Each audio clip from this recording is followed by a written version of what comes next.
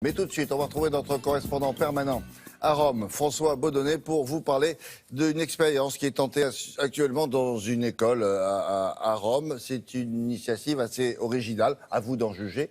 C'est dans un pays, en Italie, en première ligne dans l'accueil des migrants. On vous en parle souvent. Et il y a là-bas une association qui sensibilise à ces problèmes des enfants d'une école. Alors, il les sensibilise d'une manière très spéciale. Comment s'y prend-on? Comment s'y prend-on là-bas? Demandez à François. Bonjour. Bonjour William. Alors en effet, les petits Italiens sont comme les petits Français par exemple. Ils voient le phénomène des migrants à la télévision, alors même que cela se passe sur leur côte. Eh bien, dans cette école, William, une association, vous l'avez dit, a décidé de faire en sorte que ces enfants vivent eux-mêmes ce que vivent les migrants au moment de la traversée et au moment où ils arrivent sur le sol italien. C'est une expérience qui est très riche en émotions pour ces enfants. Regardez le reportage que nous avons réalisé avec Lara Péquez et Élise Laperdrie. Ce matin-là, ces collégiens romains n'auront ni cours de mathématiques, ni cours d'italien. Non, ils vont apprendre à se mettre dans la peau d'un migrant. Vous allez devoir affronter toute une série de situations. Donner à ces enfants la possibilité de vivre à la première personne l'histoire d'un migrant, ça a un impact plus fort que n'importe quoi d'autre. Chaque enfant va alors abandonner sa propre identité et devenir un migrant.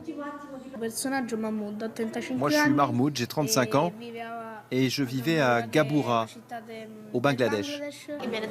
Moi, je viens de Somalie. J'ai un enfant de 12 ans. Allez, mettez-vous tous par terre. Les yeux bandés par les passeurs, ils embarquent à bord d'un bateau pneumatique. Le bruit du moteur est assourdissant.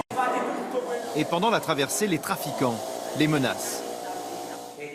Vous ne devez rien dire à personne, sinon on s'en prendra à vos familles. Leur traversée à eux ne dure que 8 minutes. Et il n'y a évidemment aucun risque. Et pourtant, c'est suffisant pour une prise de conscience.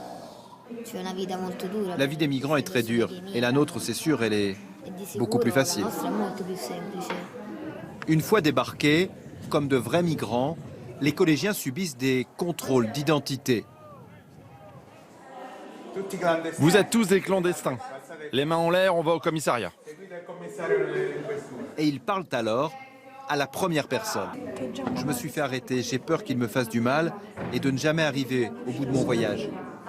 De la xénophobie et du racisme, il y en a de plus en plus au quotidien. Avec ce jeu de rôle, nous développons l'empathie des enfants et ils comprennent mieux pourquoi les migrants viennent chez nous. Une expérience forte en émotions dont les enfants sortent grandis.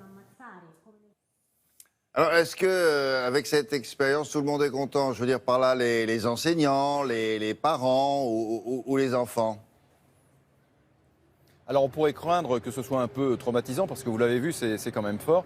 Mais non, on a posé la question aux enfants qui ont participé à cette expérience et ils ont adoré. Leurs parents trouvent que c'est une excellente idée, les enseignants également. Alors il faut savoir quand même que ça se passe dans une école qui est un petit peu particulière parce qu'il y a beaucoup d'enfants, vous l'avez vu, d'origine immigrée. Et dans cette école, il y a même des enfants qui sont eux-mêmes des migrants, ce qu'on appelle des migrants mineurs non accompagnés et qui sont arrivés en Italie sans leurs parents. Et quant à l'association qui fait ça, eh bien, elle envisage maintenant de faire la même expérience dans d'autres pays d'Europe. Merci François. À plus tard.